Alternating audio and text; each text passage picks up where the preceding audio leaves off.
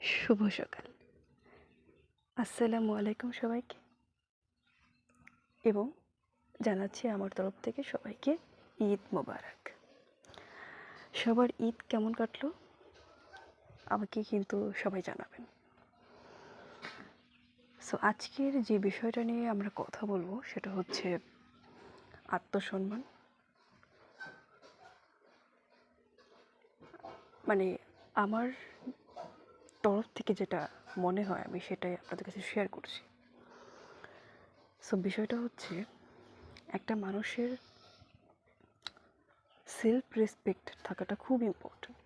একটা মানুষ যখন সেলফ রেসপেক্টহীন হয়ে পড়ে তখন তাকে যেন তেনভাবে ইউজ করা যায়। যেমন ধরেন একটা টিস্যু পেপার, ওটা আমি খাওয়ার পর হাত মোছার জন্য ইউজ করলাম, মুখ মোছার জন্য ইউজ করলাম, দেন ওটাকে কিন্তু আমি ছুঁড়ে ফেলে দিলাম। তো সেলফ রেসপেক্ট না থাকলে মানুষ ওই হাত মোছার মতো মুখ মোছার মতো করে টিস্যুকে মুছে আপনাকে টিস্যু পেপারের মতো ইউজ করে দেন ছুঁড়ে ফেলে দেয়। সো আমি ফার্স্টে আসি ঈদের প্রসঙ্গে। তো আমি দেখেছি আমার অনেক ক্লোজার এবং আরও যে পার্সনরা আছে যারা ফেসবুকিং, ইউটিউবিং অ্যান্ড মানে সোশ্যাল মিডিয়ায় যে বিভিন্ন ধরনের অ্যাটসেট্রা অ্যাটসেট্রার মধ্যে থাকেন, তো তারা একটা জিনিস করেন সেটা হচ্ছে সালামি চেয়ে পোস্ট করেন যে ঈদ সালামি আমাকে কে কে দিল, কত টাকা দিল, এটা না ক্যালকুলেশন করে। সো আমার কাছে ভীষণ এটা মানে কি বলবো, আমার কাছে ভীষণই খারাপ লাগে বিষয়টা, যে আমি একজনের কাছে ডিজার্ভ করছি যে সে আমাকে সালামি দেবে এবং আমি সেটাকে অ্যাকসেপ্ট করব।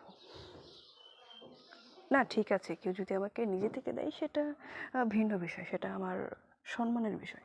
বাট আমি চেয়ে চেয়ে কারো কাছ থেকে সালামি নিলাম, দেন ফেসবুকে রিলস আপলোড করলাম যে আমাকে অমুকে টাকা দিচ্ছে, 500 টাকা দিয়েছে, আমি সেটা নিচ্ছি না, আরও চাচ্ছি, আরও আরও আরও অনেক বেশি চাচ্ছি। এই যে ব্যাপারটা, এই ব্যাপারটা আমাকে ভীষণ কষ্ট দেয়। আমি জানি না কেন। আসলে আমার মতো কারা কারা আছেন অবশ্যই আমাকে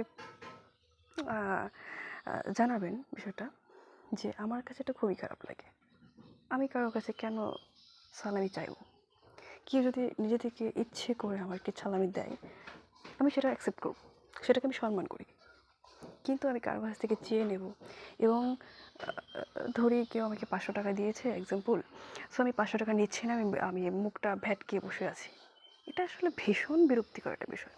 এখানে ম্যাচিউরিটির একটা অভাব আছে, প্লাস হচ্ছে এ ধরনের মানুষের সেলফ রেসপেক্টটা খুবই কম থাকে। সো এটা গেল। আবার বৈবাহিক ক্ষেত্রে বিয়ের পর হাজব্যান্ড একটা কথা বলতেছে, ওয়াইফকে মানে যেন তেনভাবে কথা বলতেছে, এবং ওয়াইফও হাজব্যান্ডকে যেন তেনভাবে কথা বলতেছে, তুই তুকারি করতেছে, একটা সময় ঝগড়ার লাস্ট পর্যায়ে চলে যেতেছে।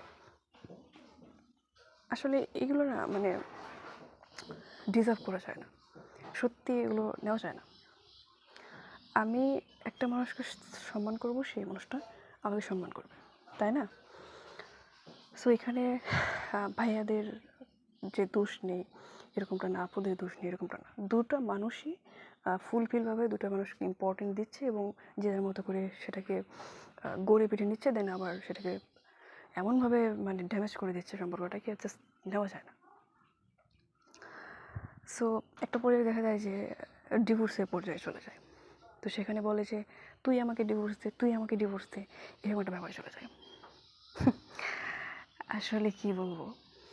এবং একটা পর্যায়ে এরকমও হতে পারে যে হাজব্যান্ড ওয়াইফকে ডিভোর্স দিতে চাচ্ছে বা ওয়াইফ হাজব্যান্ডকে ডিভোর্স দিতে চাচ্ছে, সে ডিভোর্স দিতে চাচ্ছে বিধায় সে তার পায়ে ধরছে যে আমাকে ডিভোর্স দিও না। এইটা কোন ধরনের মানে আমাদের মাঝে যদি একটা ঝগড়া হয়েই থাকে, মিসআন্ডারস্ট্যান্ডিং হয়ে থাকে, হয় সেটাকে আমরা মিটিয়ে নেব, আর দেন সেটা যদি মেটানো নাই যায় তাহলে সসম্মানে সেখান থেকে বেরিয়ে আসবো, তাই না? এখানে আত্মসম্মান বিসর্জন দিয়ে কিসের জন্য আমি সেখানে পড়ে থাকবো? যেমন ফ্রেন্ড সার্কেলই ধরি, এটা এই ব্যাপারটা ক্লোজ, আর ফ্রেন্ড সার্কেলই ধরি। তো সো 4-5টা ফ্রেন্ড এক জায়গায় বসে আছি, সেখানে তো ফ্রেন্ড সার্কেলের যে ব্যাপারটা, এখানে এরকম হয় যে একটা ফ্রেন্ডকে প্রতিনিয়ত অপমান করে যাচ্ছে এবং সে সেটাকে গিলে ফেলছে, হেসে উড়িয়ে দিচ্ছে। এই ব্যাপারটা আসলে ভীষণ বিরক্তিকর। আমি যেখানে সম্মান পাবো না সেখানে আমি থাকবো না। এটা আমার সম্মান রক্ষা করা, তাই না? যেখানে আমাকে কেউ কিছু দেবে না সেখানে আমি সেখানে কেন চাইবো? চাওয়া তো দূরে থাক, আমি সেখানে থাকবোই না, আমি সেখান থেকে চলে আসবো। আমি চলে এসে দরকার হলে সারাদিন দরকার হলে মানে মুরগি পালন করব, দরকার হলে আমি গরু পালন করব, যদি চাকরি না হয় আমি একটা মানে ওই রাস্তায় গিয়ে রিক্সা চালাবো, ইটস ওকে। তবুও আমি আমার সেলফ রেসপেক্টটা নষ্ট করবো না। আমি জানি না আমার কথাগুলো কার কাছে কীরকম লেগেছে। আমি আগেই বলেছি যে পৃথিবীতে অনেক ক্যাটাগরির মানুষ রয়েছে যাদের চিন্তাভাবনা ডিফারেন্ট।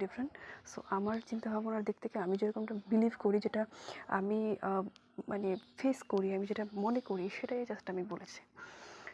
সো এতক্ষণ পর্যন্ত যারা আমাদের সাথে ছিলেন তাদের সবাইকে অনেক বেশি ধন্যবাদ। যারা আমাকে ইউটিউব থেকে দেখছিলেন তারা অবশ্যই চ্যানেলটিকে সাবস্ক্রাইব করবেন, এবং যারা ফেসবুক পেজ থেকে দেখছেন তারা অবশ্যই পেজটিকে ফলো করে দেবেন।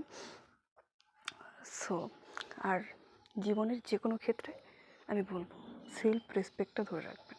Self respect very important. সবাই অনেক অনেক বেশি ভালো থাকবেন।